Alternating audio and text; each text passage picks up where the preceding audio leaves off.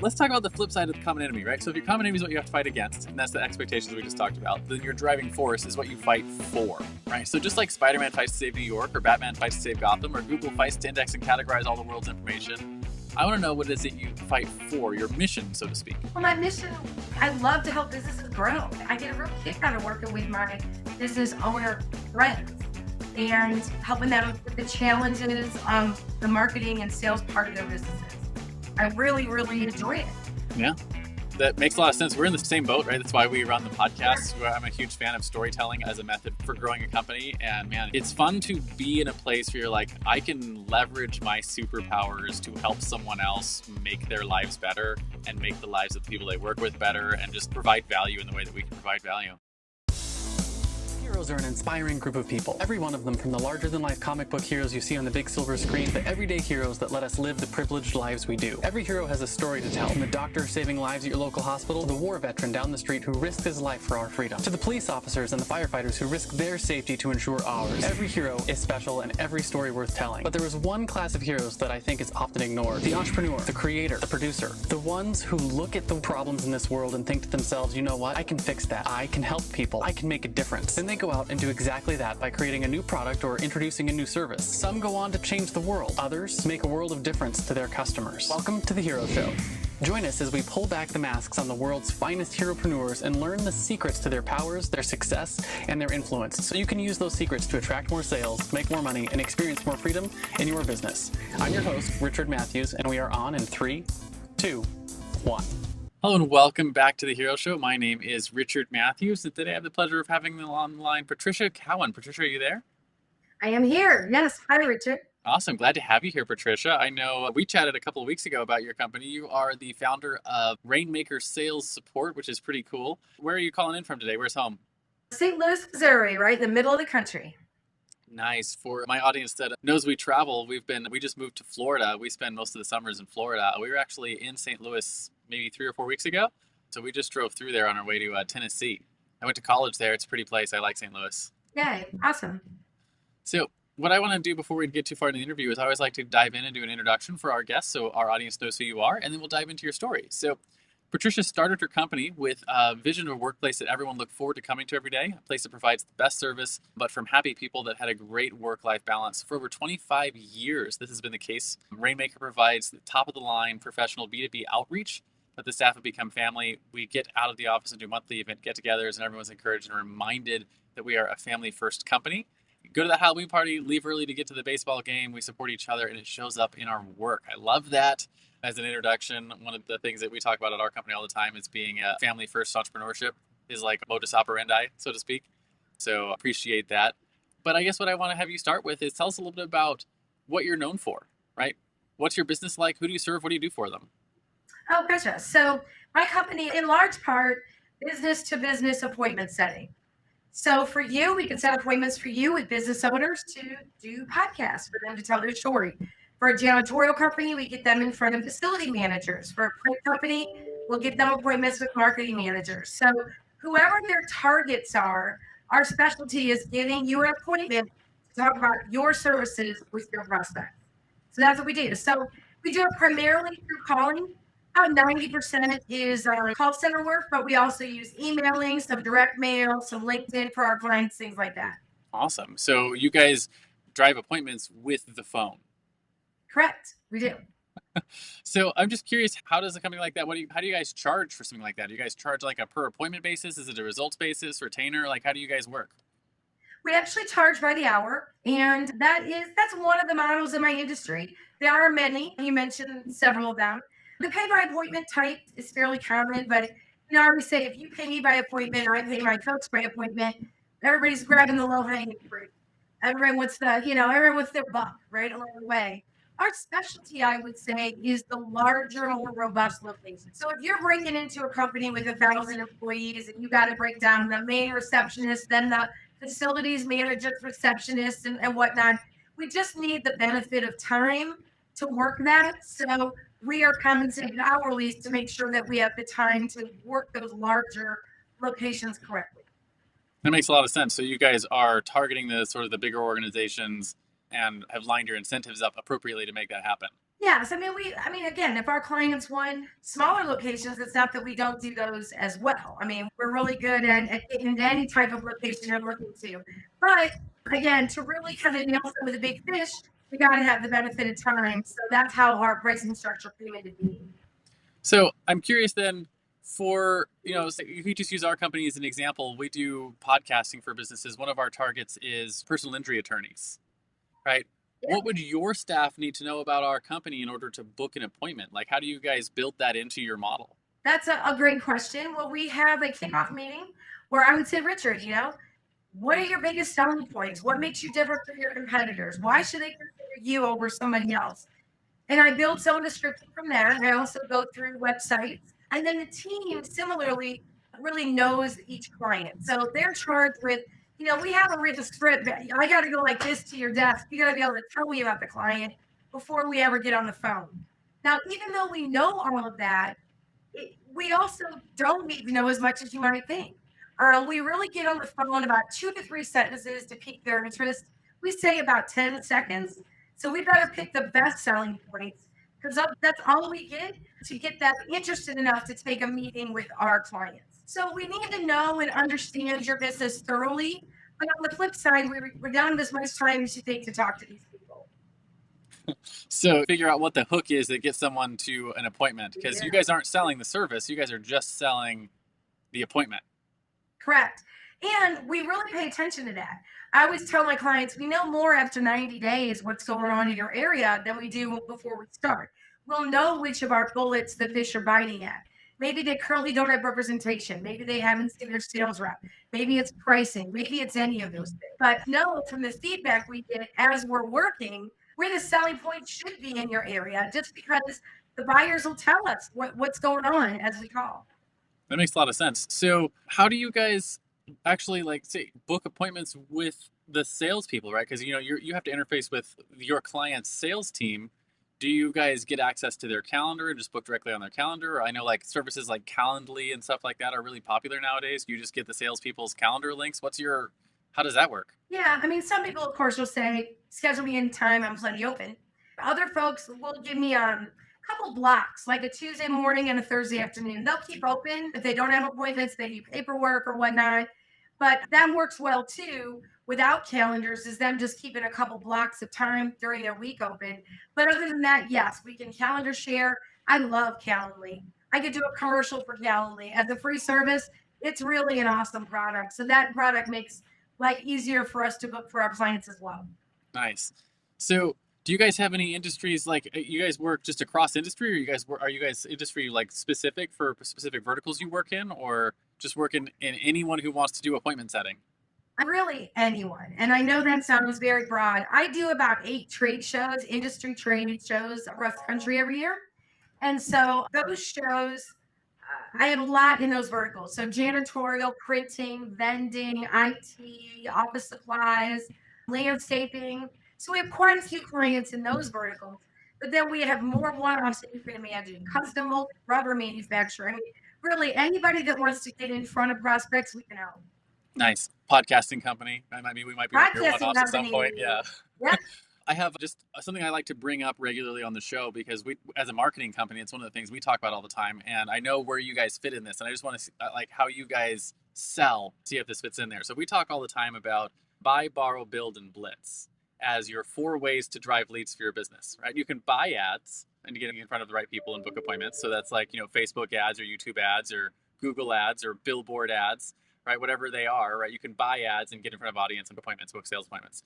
You can borrow audience, right? That's like, booking a booth at a trade show, right? That would be borrowing the trade show's audience, or speaking on stage at the trade show, or getting on someone else's podcast like you're doing with me, right? You're borrowing someone else's audience. You can build your own audience. That's, like building your own podcast, building your own YouTube show, building your own email list, building your own SMS list, building your own direct, whatever, like direct mail list of your customers or whatever. Those are like building your own thing. And then there's the last one, which is where you fit. And that's blitz, is when you are reaching out cold to people to book appointments or book sales. And that would be, cold calls, cold email, cold direct mail, things like that. And so I always tell people in their company, you should have at least one strategy in all 4 of those categories. You should have something going in buy, borrow, build, and blitz. And I'm just curious, in your experience, how do you think cold calling stacks up against some of their other cold options, like LinkedIn cold or email cold or direct mail cold? And why would you say you should run, cold calls versus some of your other options you could try? Well, I'm probably the only salesperson in the world that will tell you I don't believe in the verses, this versus that. And I know like every email company will tell you, oh, you got an email, it's the way to go. And, I learned years and years ago, somebody in some seminar that wasn't me taught me that people respond to the senses. So if you can, in marketing, hit all five senses, you're going to sweep in more people that way. And it always stuck with me. So calling is definitely one way, right? You're going to hear them. A direct mail piece, you both read and touch. An email, you're reading. If you give them cookies, smell. If you can shake their hand, you're touching them. So I do believe that the way to get the most response is a varied approach. To have a podcast, to have this, to try that, to do a little bit, not only the four that you mentioned, but then the four within the last one, a little bit of it all makes it much stronger. So now, as we work, if our clients supply us an email, every time we gather an email, we send one out. So it's not really an email campaign. They don't, subscribe from them. So all the agents have double screens. So we are calling and we're emailing in most cases right on. Every time we do one, we do the other. We also send some letterhead for our clients, or some letters on their letterhead. So we also are doing a little bit of direct mail, the same thing, very boutique, as we gather a name, as we do this. So we do outreach in multiple ways, including calls. So which way is better? It's a little bit of everything, huh?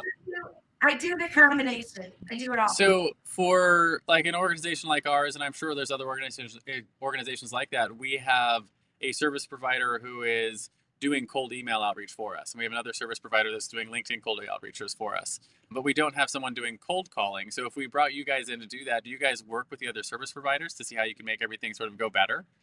Oh, for sure. I mean, not only that, the data we gather, like all those emails, will help bulk up your other strategies and hopefully vice versa. If people are doing email campaigns, give me that click through list. Let me call them right after they went to your website. That's perfect. It's powerful. You're front of mind. So if those partners are willing to share that data back and forth, yeah, it can be great. Yeah, that's where you really build a cohesive cold outreach strategy for your business.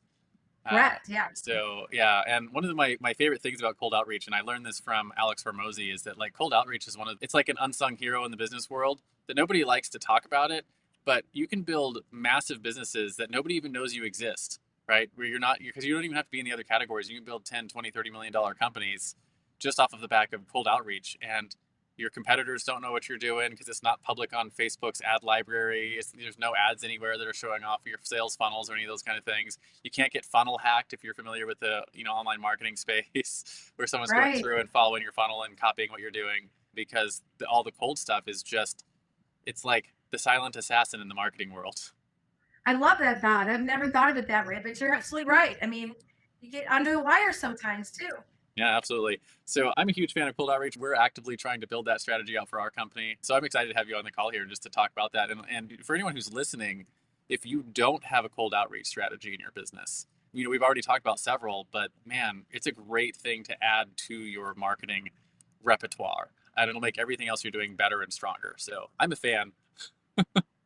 Dang, awesome. So what I want to start out with is your origin story, right? Every good comic book hero has an origin story. It's the thing that made you into the hero that you are today. And we want to hear that story. Were you born a hero, or were you bit by a radioactive spider that made you want to get into the cold calling business, right? Or did you start in a job and eventually move to become an entrepreneur? Basically, we want to know where you came from. Yeah, my family was entrepreneurial. I guess I come from a long line of superheroes, right? So my family's entrepreneurial. They all had different endeavors. I don't know why I didn't think about going into my dad's business. It was more, what am I going to do? So I kind of looked at, some franchises, mailboxes, etc. back in the day when there was such a thing. And then I realized I'm such a sales chick. I really like sales. I like helping companies. And the startup was nothing. I had a toddler at home and a headset. Boom, I'm in business. Back in the years, 25 years ago, when you weren't staring, I was in my, whatever's, and not as afraid to fly without a net as you get here, as you get a little bit more seasoned. But Yeah, not much. And I was in business. And then I started adding agents one by one, kind of slow and steady. Still, most we consider a small company, 30 agents, and but it's still growing the leaps and bounds. So I really just saw it neat. People will say, I hate to cold call. And I love it. And so if you like it, you get to talk to people on the phone all day. And just like that, I was in business. Nice. I love that. It brings up something that I think a lot of entrepreneurs struggle with is the idea that, they have to do everything in their business. And especially younger entrepreneurs, I know I went through that phase and still sometimes struggle with that. Of like, oh man, I have to do this, even though I've got staff who can do things better than me. And you realize at some point that like, hey, the things that you hate doing, there's someone else out there who doesn't just like doing it. Like it gives them energy. It makes them happy. It makes their Right. life complete. Right. It's, I can't remember the guy who has this quote, but it's like, go out and find what makes you come alive because the world needs more people who are doing the things that make them come alive. Like, you know, cold calling makes you come alive and you've built a whole business around it and you're building a whole family first company around it. Like if you don't like cold calling and you don't want to build and manage the staff to do it, find someone like Patricia who loves it, who it's their passion to do cold calling really well. And that like it fits in every category of your business. But man, I just love that. Yes, I think my business coach is always asking, to me to make lists of things I like to do and things I don't like to do, and get rid of the things you don't like to do. Why Yeah. are you still doing this list? It's not it just becomes a turn where it's, I drag my feet on such things. And you're right, there's people that like to do the stuff you don't like to do. And not that crazy of a sentence, but when you put it that way, the way you just said it just makes so much sense. Just you don't like it. Why are we doing it? Someone Yeah. else that really likes it. And they'll do a better job of it for you and you'll get better Right. results for it. Right. Which is particularly important when you're talking about marketing and sales because that's the Right. lifeblood of your company. Right. I think it was Peter Drucker who said operations serves at the behest of marketing and sales. So, you're no matter how good the rest of your company is, if you're marketing and sales, chugging along, find the people who love to make that work for you and then, get them to do that work. Yep. So I want to talk then about your superpowers, right? Every iconic hero has a superpower, whether that's your fancy flying suit made by your genius intellect, or the ability to call down thunder from the sky, or super strength. In the real world, heroes have what I call a zone of genius, which is either a skill or a set of skills that you were born with or you developed over the course of your career that really energize all the rest of your skills. And so the way I like to frame this for my guests is this superpower. If you look at everything you've developed over your career, you probably have a common thread that sort of ties all the skills that you've developed together. And that common thread is where your superpower is. So with that framing, what do you think your superpower is in your business? That's a very interesting question. I think my superpower is very quickly understanding a company's targets and the best selling points they should be using to attract them. I think me making a list and me personally making the script, which again, my business coach will say I should hand off. I keep saying that is my forte.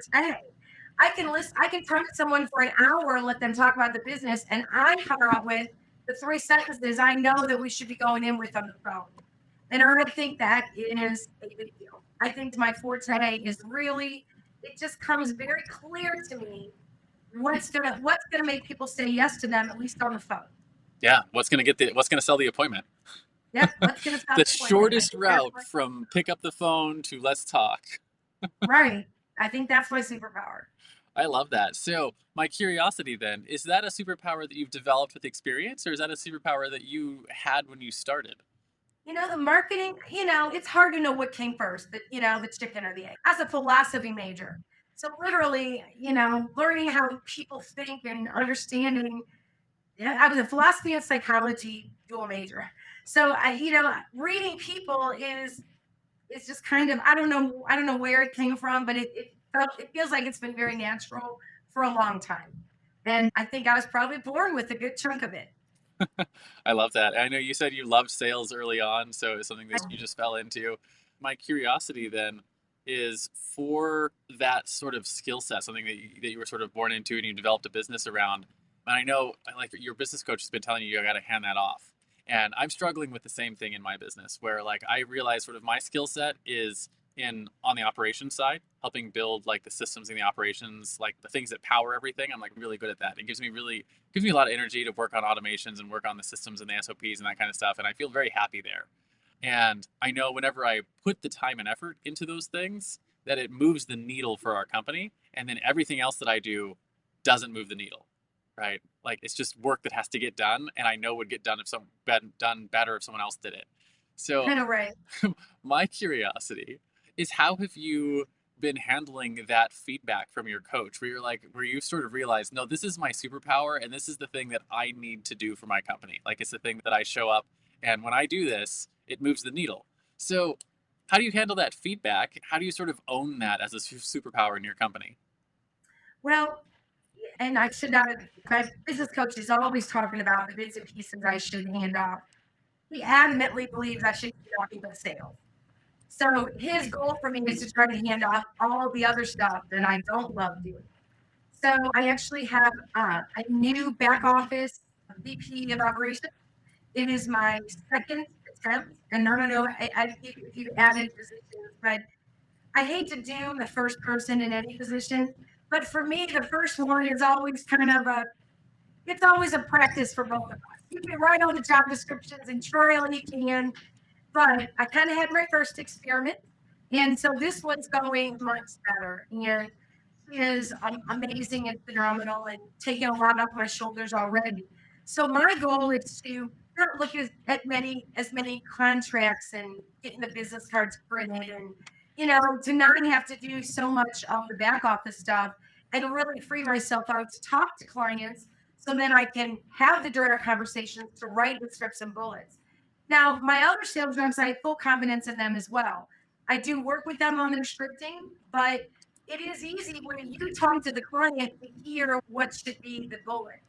So they do a lot of their own and they're phenomenal as well. We worked a lot together on picking out the best I try to teach them how I figure out the bullets.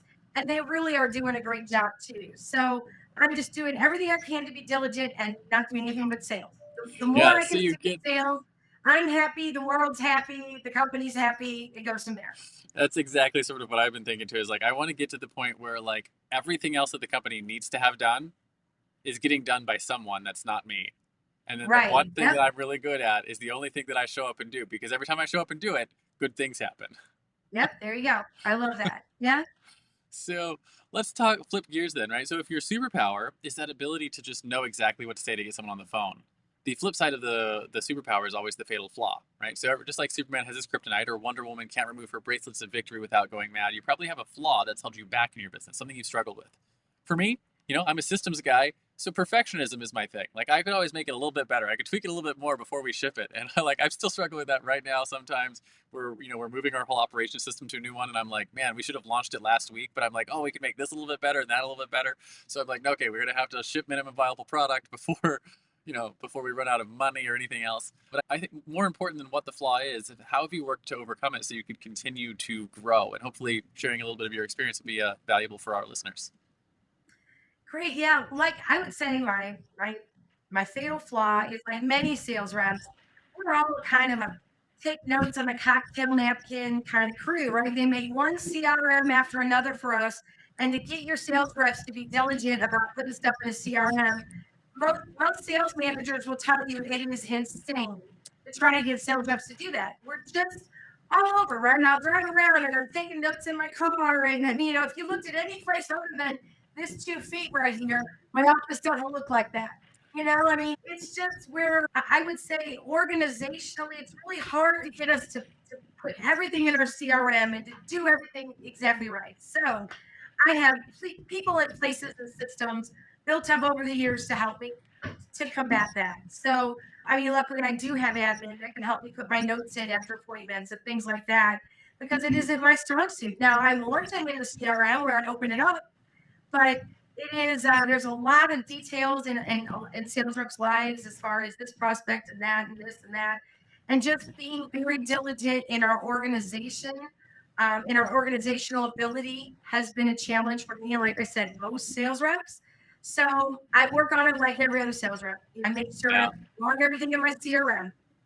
I'm a nerd on that side, so like I'm the same way whenever I do sales, because CEO, you got to put on all the hats, and so I'll do Yeah. sales when I need to do sales, and so I know I was terrible at all that too. But like systems are the things that I'm good at, so I was like, I'm gonna make it so like the calendar automatically creates a record in the CRM, And then when you call, it automatically looks up that record and puts the recording on the CRM. And then working on now getting the transcript to like automatically get passed through AI and make the notes and automatically add it to the record.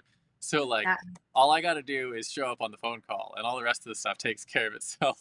So nice. It's so nice when you get it down like that. It's awesome. Yeah, I'm hoping it'll help all the sales guys on our team too. We've only got one at this point, but yeah, like that. Just like, hey, look, we built all these systems because your boss is neurotic, so there's systems in place to help you make this easier. Yep, love it. So let's talk then about your common enemy, right? Every superhero has an arch nemesis, and it's a thing that they constantly have to fight against in their world. So in the world of business, it takes on a lot of forms, but generally speaking, we put in the context of your clients, and it's a mindset or a flaw that you constantly have to fight to overcome so you can actually get your clients the result that they came to you for in the first place. And so in your business of phone sales, B2B sales, or lead generation, what is that common enemy that you constantly have to fight to overcome? Things I wish were different, maybe. I would say the biggest thing that is difficulty in this regard is people's perception that because they outsource, I know the 3 people ready to buy right now. Right? If you hire me, it doesn't mean that I'm going to call the right person on the right day that they want to buy from you today. What I am going to do is I'm going to call every small business in a parameter you tell me to, just like any other type of marketing. And sometimes we reach the person during the right time and sometimes we don't. I'm not sure if I'm saying this right. It's like most people feel like if they outsource to me, that every appointment's going to be ready to buy, that we're only going to call people that say yes, that when they go, they're all going to be ready to buy, that they don't have to follow up with them, that everything's just going to be laid down like a yellow brick road, where really what we do is just start filling your pipeline. We get you one introduction that then has to work. You still got to stop by and give them a proposal and check in on them and drop them by donuts or send them a thank you card. I can't make you escape all of that sales process, but I can help you escape getting in the door to start the sales process. So that's one of the things that I have to talk about. It seems like a lot and at the most up front to align expectations. Yeah, it's interesting because that seems to be common across the agency space. Anyone who's doing marketing for other businesses is they think that marketing is somehow a magic bullet for a sales process. Right. And it's not, right? It is the first step in a sales process is that, we get the attention of a prospect who says, I might have that problem. You might have a solution for me. Right. But you still have to go through the work of building a relationship and building that know, like, and trust and then actually selling your service to them, right? And it's not always the right time for them to buy. So if it's not the right time for them to buy, do you have the follow-up process in place to check in on them and see when it is the right time for them to buy? Like, you don't get to get out of those things just because now you're doing cold calls or now you're doing email or now you're doing fill in the marketing thing here. Correct. Then we can do the follow-up for them too. So they can go down the appointment and they can say, okay, yeah, they're going to be looking to do this in about a year. Give them a call every 2 to 3 months until they're more ready. And then we do that. And it's assigned one person and the same person with it. So we can even help with the follow-up calls. And we started doing that, quite honestly, because people weren't calling them ever again. They would go on an appointment and never contacting them again. And I was like, oh my gosh, it's like the golden ticket. You just got to call them. So we started doing it to make our program more effective for them. I think it is across marketing that I wish it were, where we waited but weren't, but we just help you with the grind. There's no escaping the putting in the work, right? It really isn't. And man, I think it was Dan Kennedy who said the money's in the follow-up. And it's true no matter what strategy you're using to get the first conversion, right? That first conversation. Right. What other things just interesting, 60% of our appointments are made on the first or second attempt at that number. Another 20% are made on the third to fourth attempt on that number. But a full 20% of our appointments are made on the fifth attempt or more on a number. Wow. And so I don't think people, that's the 20% that I guarantee your competitors aren't getting. Yeah. Because they just don't try. They don't try that long. You know what I mean? Maybe a call, maybe one. But It's very important. You know what I mean? You still get 60% on 2 calls. It's not nothing. But to get that full other 40%, you got to work a little harder, Richard. I can't tell you how much I love that statistic because it's just so true in everything that just there's that story that's real famous about the guy who was digging for oil and then he stopped and gave up and then someone else bought his property and he dug another 10 feet and struck oil, right? Right. Just like if, Yeah. just dig a little bit more, right? The Right. whole never give up attitude kind of thing. Yeah. And just business is one of those few categories in the world that if you just don't give up, you're almost guaranteed to succeed. It's true. It's true. You know, a lot of what we do, my initial contracts are 90 days long. And, you know, most of my competitors are 6 months or a year, but I wouldn't want to pay someone right on a dotted line untested that long, right? So I made a contract something that I would feel comfortable signing. 3 months on, I've got 13 weeks to impress you. Now, will some of my clients get direct ROI on that 90 days? Sure. I would say as long as they keep up with them, I would say they nearly all sell something and they keep up with those leads a year later. So I even every year send to my clients, this is who we've introduced you to in the past. Who do we introduce you to in the future? Because I think people forget it. They get a phone call in, they forget we introduced them a year ago. Yeah. So I make certain that they have the list of all those introductions because it matters that over time they close. They don't all close right away, but over time, as long as you work them, they'll close. Yeah. We've noticed the same thing with all the cold channels that we're in.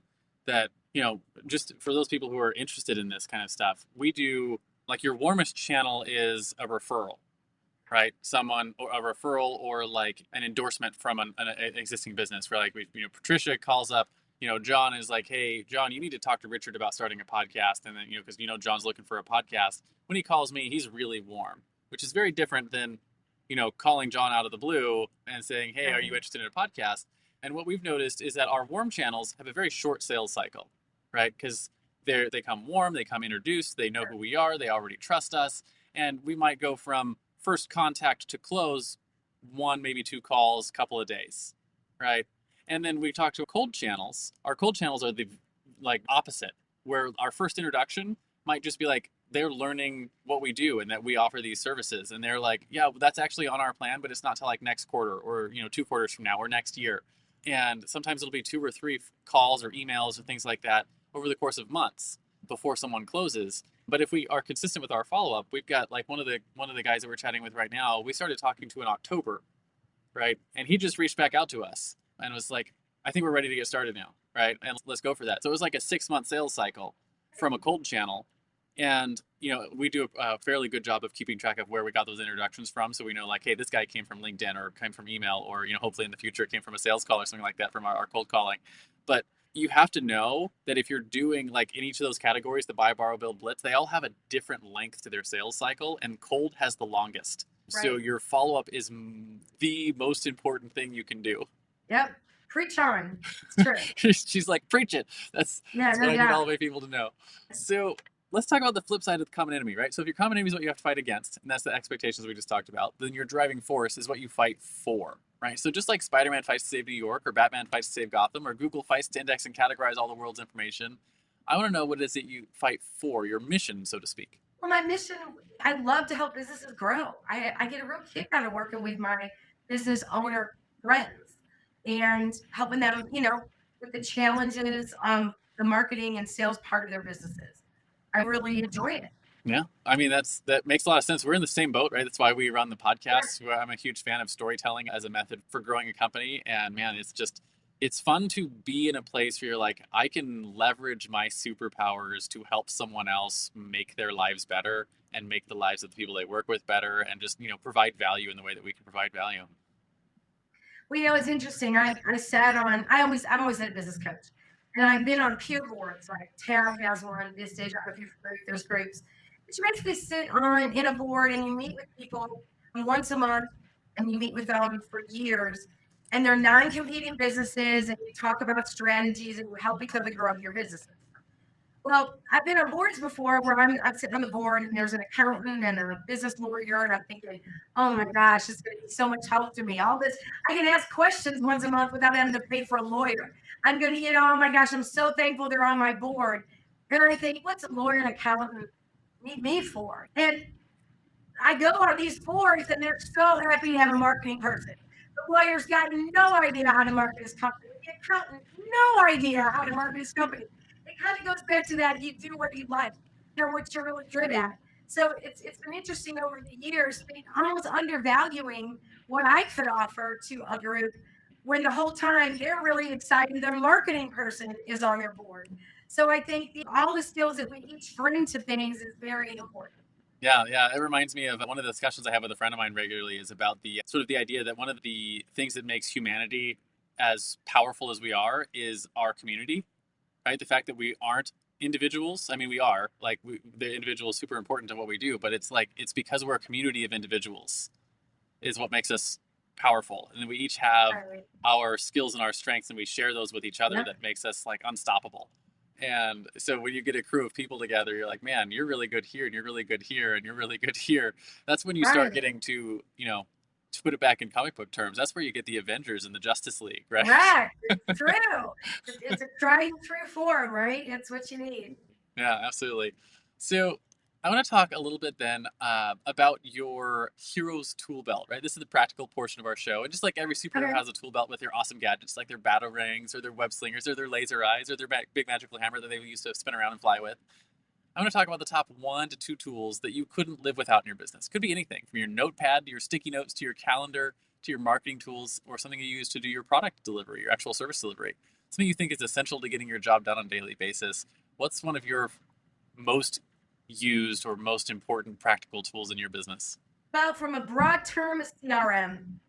I don't know how companies live without a CRM. And 95% of these sales organizations I work with that want more sales have no CRM.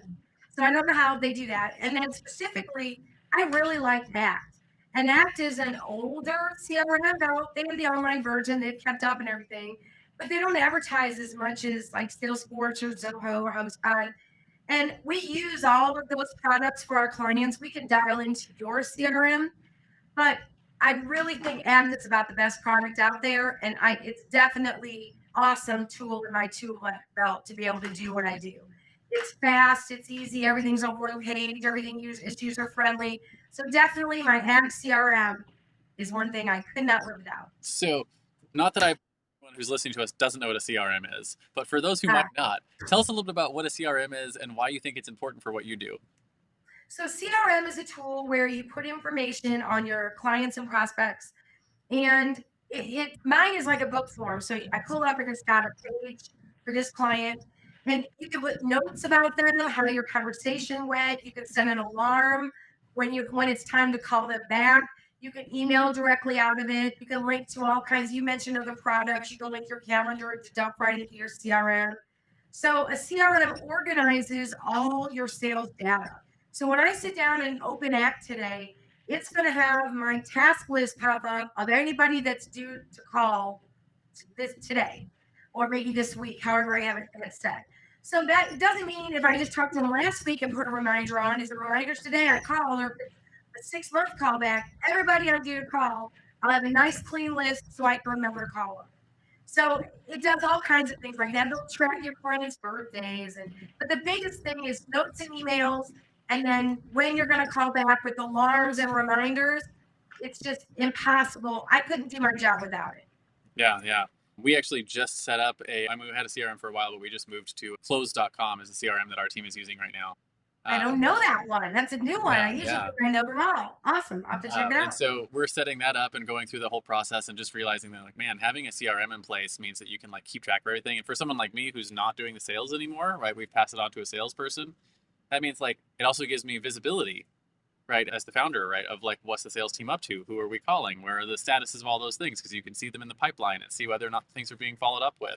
And it's really cool, like if a client calls me, right, or one of the lead calls me, because my information is public as the founder of the company, they can get a hold of me for some reason. I can pull up their record and see every conversation that they've had with my salesperson, right? I can see all the notes that they have on them. I can see any of the recorded calls that they've got there. I can see any of the text messages that they've got, right? It's really cool to just be able to like have one place for that.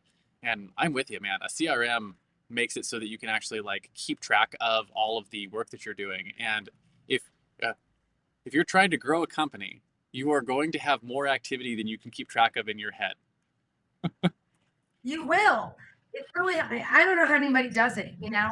I mean, and when I speak on prospecting, which I do at some of these trade shows, I'll even say, you want to go old school and get a January through December accordion folder and get note cards and just put this company and you talk to them in April and you're going to put it in the June spot. You got to do something to remind yourself to call them. If you want to go old school like that, do it on index cards. CRM's a lot easier. They make tools now, you know?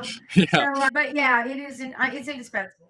Yeah. My favorite thing for me is when I can get the CRM to talk to like my iPhone calendar and like put an appointment on my phone. It's like, you need to call so-and-so at 10 o'clock today. Nice. And it's like, oh, I have an appointment to call someone. That's awesome. Awesome. Cool. Speaking of heroic tools, I want to take a few minutes to tell you about a tool we built that powers the Hero Show and is now this show's primary sponsor. Hey there, fellow podcaster. Having a weekly audio and video show on all the major online networks that builds your brand, creates fame, and drives sales for your business doesn't have to be hard. I know it feels that way because you've tried managing your show internally and realize how resource intensive it can be. You felt the pain of pouring 8 to 10 hours of work into just getting 1 hour of content published and promoted all over the place. You see the drain on your resources, but you do it anyways because you know how powerful it is. Heck, you've probably even tried some of those automated solutions and ended up with stuff that makes your brand look cheesy and cheap. That's not helping grow your business. Don't give up though. The struggle ends now. Introducing Push Button Podcasts, a done-for-you service that will help you get your show out every single week without you lifting a finger after you've pushed that stop record button. We handle everything else: uploading, editing, transcribing, writing, research, graphics, publication, and promotion, all done by real humans who know, understand, and care about your brand almost as much as you do. Empowered by our own proprietary technology, our team will let you get back to doing what you love while we handle the rest. Check us out at pushbuttonpodcast.com/hero for 10% off the lifetime of your service with us and see the power of having an audio and video podcast growing and driving micro celebrity status and business in your niche without you having to lift more than a finger to push that stop record button. Again, that's pushbuttonpodcast.com/hero. See you there. And now, back to the Hero Show. So I have just a couple more questions for you. I want to talk a little bit about your own personal heroes, right? Every hero has their mentors, just like Frodo had Gandalf, or Luke had Obi-Wan, or Robert Kiyosaki had his rich dad, or even Spider-Man had his Uncle Ben. Who were some of your heroes? Were they real-life mentors? Were they speakers, authors, maybe peers who were a couple of years ahead of you? And how important were they to what you've accomplished so far in your business? Well, I think in regard to the sales arena, I got to mention my dad. It's all about my dad. My dad was an unbelievable salesperson, but he was always teaching me, reading people. I mean, early on, as early on, whatever early on was, he taught me that when you sit in a restaurant, you get your client a better view. And I do this to this day. I never sit like if I sit in a booth, I make sure I'm staring at the wall and whoever I'm with gets the better view of the windows or whatever. And it's a little thing, but I don't know. I just don't routinely do it now. You know, he used to always carry his own pen because when he had to sign in to buildings to go in, he wanted his ink to be a different color than everybody else's. So even other people signing in would see Edward Berry from Interiors Unlimited was here today because his is the only one in blue in the middle of a big sea of names. So I don't know. He was just 100% on all the time as far as thinking about sales and understanding people and how to reach them. So he was for sure. I got to mention him as a mentor in business for sure. It's one of those questions that as I ask that to more and more people, it always surprises me how often in the entrepreneurship world, particularly, it's mom or dad, right? Or sometimes grandpa, right? It's like, it's almost like there's something about entrepreneurship that it's like a family gene that's passed down, something that, you know, us crazy people who want to get into business for ourselves. Right. I mean, you know, one time, last story, one time on a Saturday, my dad's like, I got to start by this restaurant. So we went by this restaurant, Sonata Horse, again, right from Washington, St. Louis. It was a German place. he went by and he asked the manager and he said, "Hey, listen, I was here with a client last week and they stole an ashtray of yours with your logo on it. I want to pay for it." Well, as usual, I love my father. Who does that, right? So I was so happy he went back. What a lesson as a kid.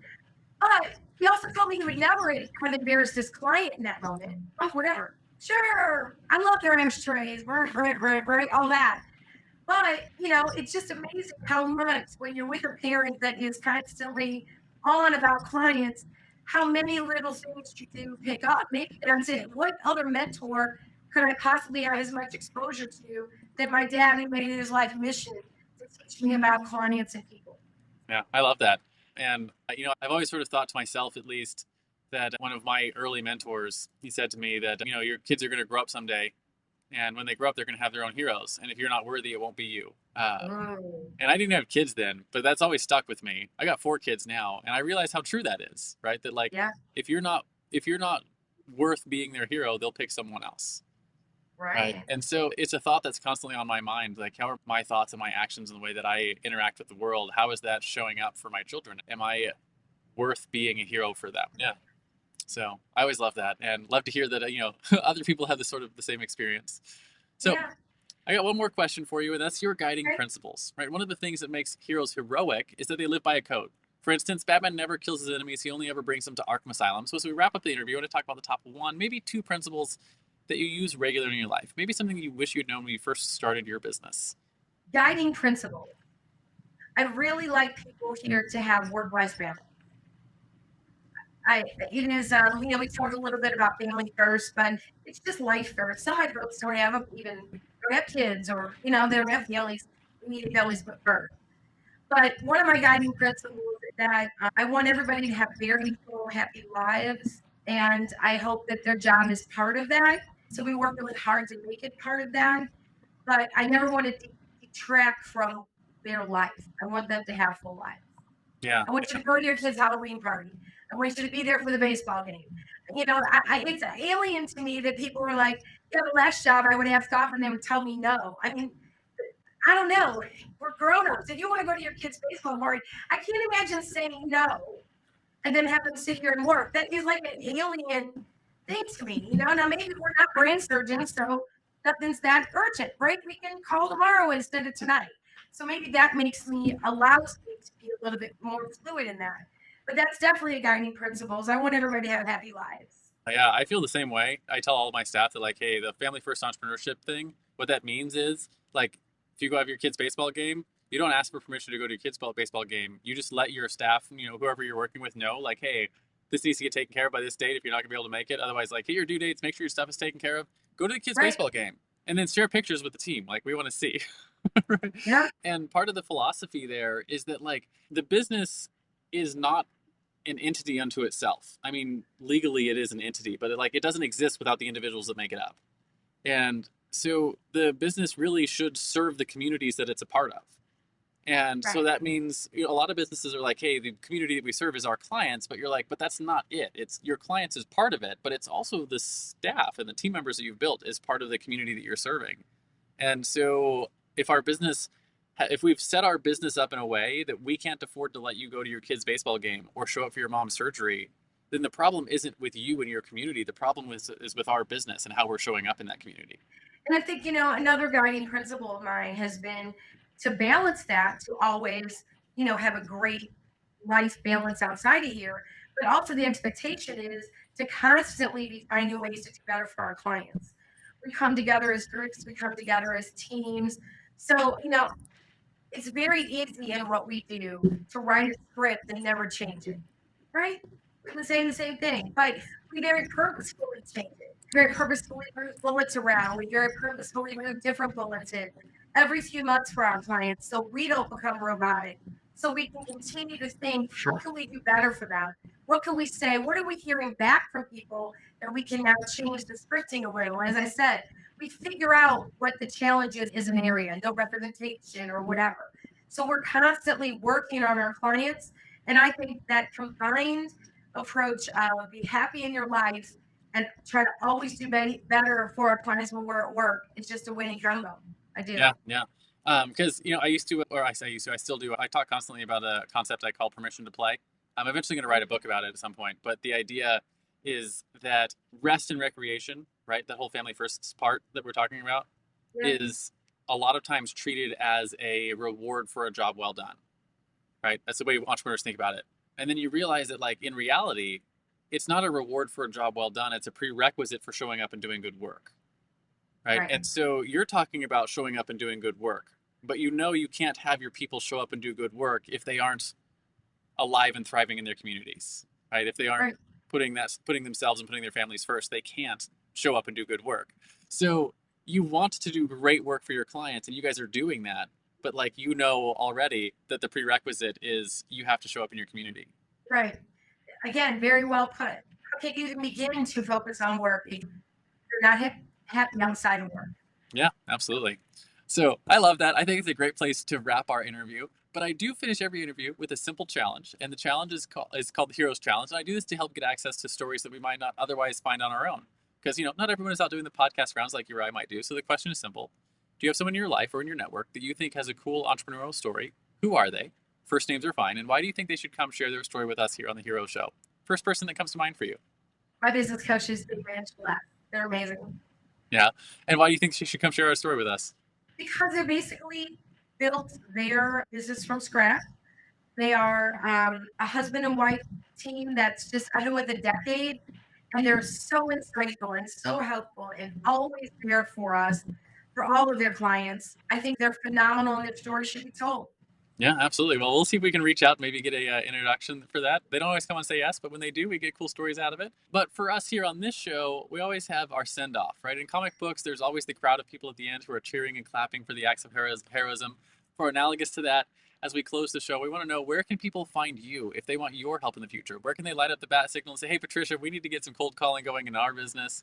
But I think more importantly than where should they light up the bat signal is who are the right types of businesses to reach out and actually ask for your help? For anybody that's B2B, so I mean, IT companies, insurance agents, but almost anybody. Like I said, janitorial, printers, vending, painting companies, anybody that's business to business, we can help. My website's RainMaker Sales Support.com. My email is Patricia at all those words, RainMaker Sales Support.com. And I don't have my toll-free number, although I think that's even a little bit outdated anyway. So I'm just going to go with my number is 314-433-4660 is the company number. Nice. And then, so just because I see it in the background there, is that pick up the phone and sell? Is that your book as well? It is not my book, but it doesn't hurt to have that in the background, right? I was like, pick up the phone and sell. I was like, that sounds like what you need to do. At one of the trade shows, and it's a great message. So yeah, there it is. Awesome. So we'll make sure that your contact information is in the show notes below this show. So if someone's looking to get cold calling added to their marketing repertoire, which I absolutely believe you should have at least one, if not more, of those cold strategies in your business to grow, definitely take the time to reach out to Patricia. Thank you for coming on today and sharing your story with us. Really appreciate you just taking the time to do that. Do you have any final words of wisdom for our audience before we hit the stop record button? Well, Richard, I do want to thank you for this opportunity. It's always fun to talk about how you got here. So thank you so much. And the only thing I can say for the audience is keep at it. It's numbers in. It's a numbers game. Pick up the phone. The appointments will happen. Awesome. Thank you, Patricia. Thanks. Have a great day. Thanks for tuning in to this week's episode of The Hero Show, where we work to shift the cultural narrative around entrepreneurship and celebrate the heropreneurs who make our world a better place. Don't forget to visit our website at theheroshow.tv, where you can subscribe to the show on iTunes, Spotify, or via RSS, so you'll never miss an episode. If you found value in our show, we'd truly appreciate a rating on iTunes. Or better yet, share it with a friend to help us spread the message of entrepreneurship as a force for good. Curious to learn more about the stories and insights of these incredible heropreneurs? Check out our in-depth interviews and resources on our website.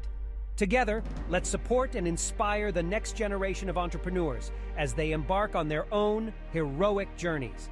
Join us again next week for another episode of The Hero Show, where we'll continue to explore the world of heropreneurs, their superpowers, and the positive impact they bring to our lives. Until then, stay heroic.